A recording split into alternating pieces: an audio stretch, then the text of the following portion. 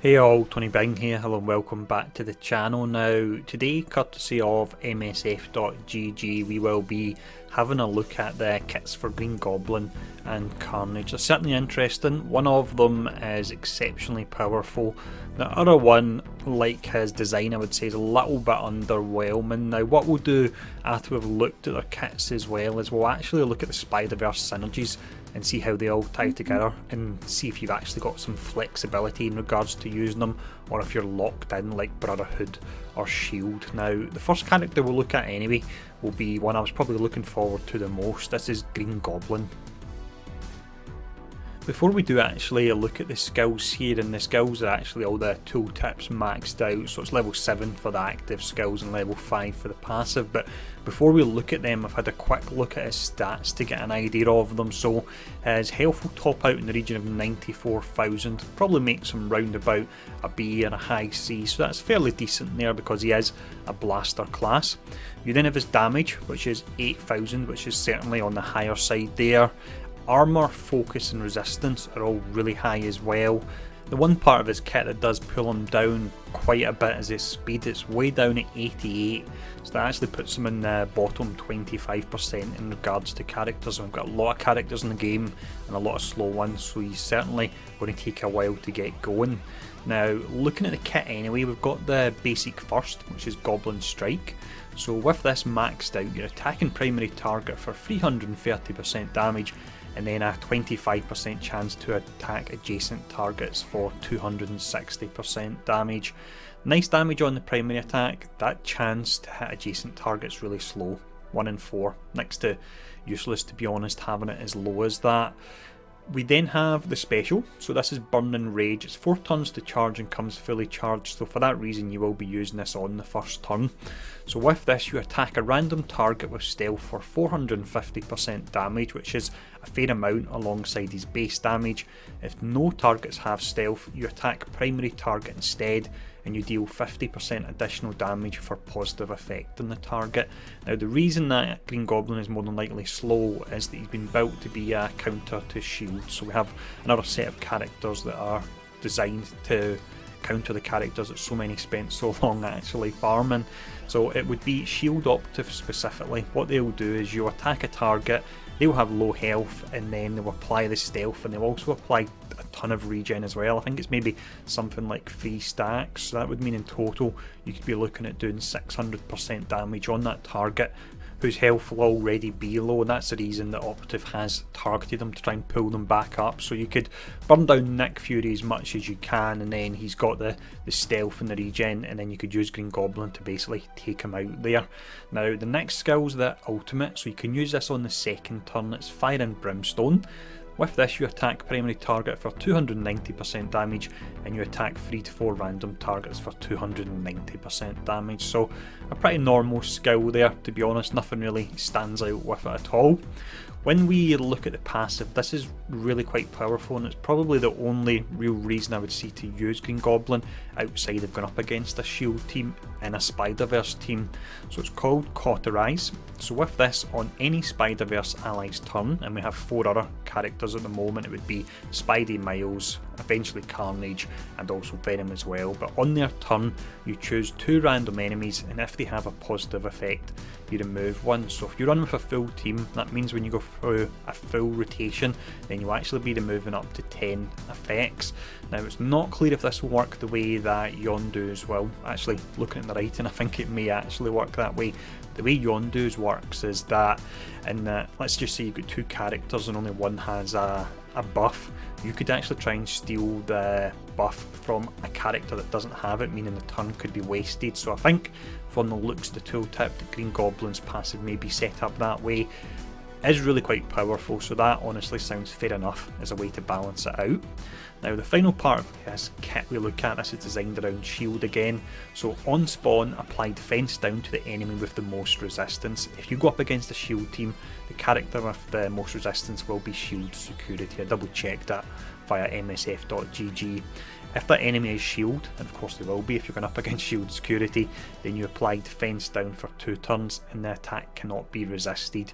Also with this you gain 20% max health as well. So It's a decent kit, I'm not blown away in any way. For me, Green Goblin, at least when I played Marvel Heroes, he's all about throwing out these pumpkin bombs that have different effects, maybe like confusing and stunning characters, and also we're missing the glider as well. But the fact he's tied in with the film coming out, the Spider-Verse movie, I don't think we've had any choice about the actual design of him there. So looks decent enough. Unfortunately, I'm not massively hyped about him, but the next character we look at does look really quite strong. So the next character we have a look at then is Kit. Is completely insane how powerful it is, and that's possibly tied into the fact that we know when he does first come out he will be premium orb only, so everyone will be hitting those orbs in an attempt to actually unlock him. It is of course Carnage. Now before we look at his actual abilities, what we'll do is we'll quickly run over his stats that I've checked out. So his health would top out around about 107,000, so that's really quite a lot for a brawler class. His damage is a little bit on the lower side, it's 6,000 base damage. However, with that he's got insane multipliers on his kit, and he's got a ton of bleeds and debuffs as well. His armour's low, that's to be expected. His focus and resistance are really quite high, and then finally his speed is exceptionally high. It's 126, making him the third fastest character in the game, so he's going to be a real nightmare to go up against. Now looking at the abilities anyway, the first one is called Cleave, so attack primary target for 280% damage. If the primary target has a negative effect, you chain to 1 to 2 adjacent targets for 90% damage and spread 2 negative effects from the primary target to secondary target. This will not spread stun, which is fair enough, and counter attack breaks the chain. Now you won't be using this on the first turn, so you will most likely have debuffs on enemy characters via his other skills, which means almost all the time you will be getting an additional chain on that, so it looks like a really powerful skill there. We then have the special, which is called Slaughter, so it's 5 turns to charge and it comes with free, meaning you use this on the second turn. Now actually, when I think about it, before we look at the special, I'm going to run over the ultimate because it will make more sense if we run over it this way. So if we look at the ultimate, it's absolute carnage. Now it's 6 turns to charge, comes fully charged. Use this at the start of a fight and you attack primary target for a whopping 500% piercing, so armour's completely useless there, and you apply 2 bleed for 2 turns. If the primary target is above 50% health, which the chances are they will be because Carnage is attacking so fast, so the character you attack, the health shouldn't be low, then you apply an additional bleed for 2 turns as well. So that's 3 bleed you'd be applying, 6 bleed in total over the 2 turns, 500% piercing damage. You then follow this up on the next turn, which will come round fairly quickly because the high speed on him, and that's going back to the special, which is Slaughter. So use this turn to attack primary target for 420% damage and 100% additional damage per negative effect. Now looking at the bleeds alone from Carnage, that means if you attack the same character you'll be doing 720% damage. If you've applied more debuffs via the Spider-Verse team such as Venom, you'll be doing even more. You could probably get close to about 1000% damage on this. When you use it, you remove all negative effects from the primary target, probably because you kill them to be honest, and you attack all adjacent targets for 250% damage. So absolutely insane the amount of damage you can do. Now finally, if we look at the passive, this is really powerful as well. So this is Frenzied Fury. So when an enemy drops below 25% health, you fill speed bar by 30%, that's a whopping amount, and you heal for 10% of the character's max health as well.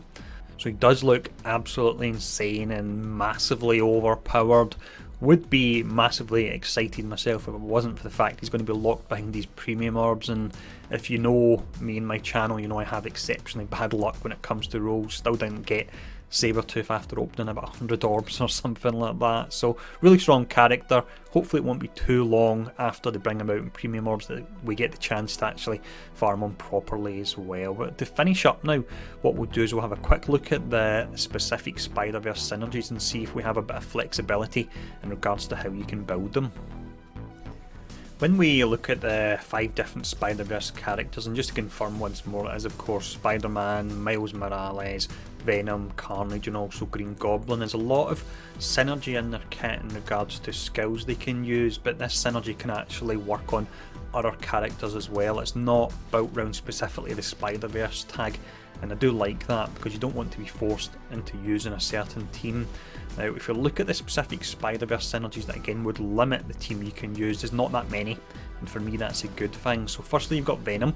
So with him you gain 100% focus if any Spider-Verse character's present. That's nice because it's any Spider-Verse character, so you can drop him in with just one and then he'll still be effective there.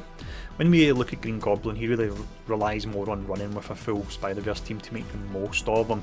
So it's on any Spider-Verse ally's turn, choose 2 random enemies. If they have a positive effect, you remove that. So again, as mentioned earlier in the video, that would mean up to 10 effects potentially you could be removing. Really powerful there. And then finally we have the Spider-Man synergy. This was recently changed on his passive. So when Spider-Man dodges, and he's got that 30% dodge chance, he can fill his own speed bar, but he'll also fill Miles' speed bar as well by 10%. So that's nice. That for me, the Venom one and also the Spider-Man one are synergies done right there, and it looks like it's given us the flexibility to run these characters in different teams and combinations, so I do certainly like that there. Now that's everything covered, so let me know in the comments below if you've had a look at the kit, or if this is your first time seeing it, what you actually think of the characters, which one you're looking forward to the most, and what Spider-Verse teams you might actually be looking to build if you're going to drop in some other characters, which does look like an option thankfully. And really, as always, thanks for tuning in, and I'll see you all again soon.